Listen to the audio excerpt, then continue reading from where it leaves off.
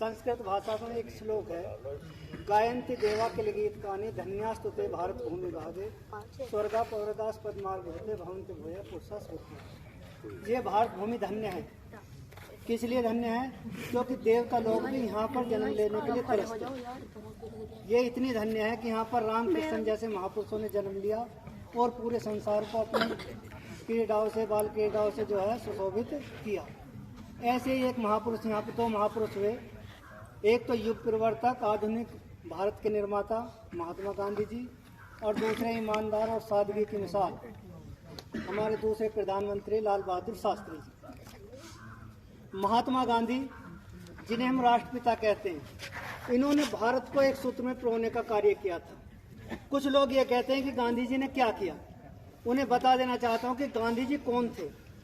गांधी जी वो थे जिन्होंने पूरे भारत में जागृति लाने का प्रयास किया, उस साम्राज्यवादी ताकत को झुकाने का काम किया जिसे एक घमंड था कि हमारे राज्य में कभी सूरज नहीं छिपता।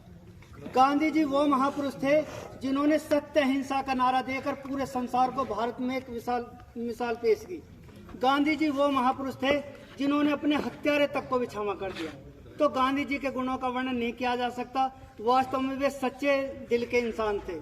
उनके अंदर कोई जात पात की भावना नहीं थी, किसी धर्म विद्वेष की उनके भावना नहीं थी। वे पूरे भारत को अपनी संतान के समान, भारत के निवासियों को अपनी संतान के समान समझते थे।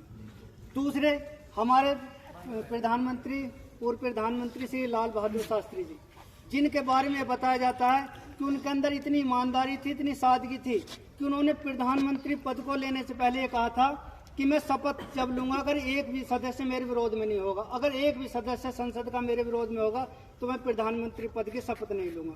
सभी सदस्यों ने उनका समर्थन किया। ऐसी उनकी छवि थी उस समय। उन्होंने जय जवान जय किसान का नारा दिया था।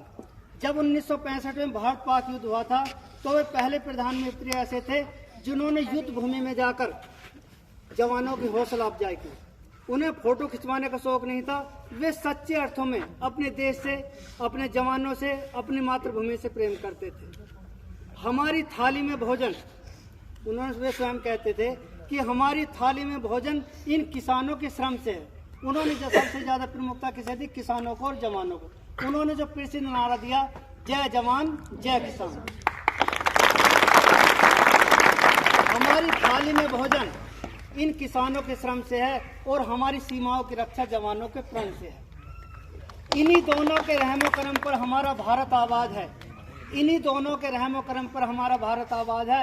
ये 56 इंच का सीना इन्हीं दोनों के दम पर।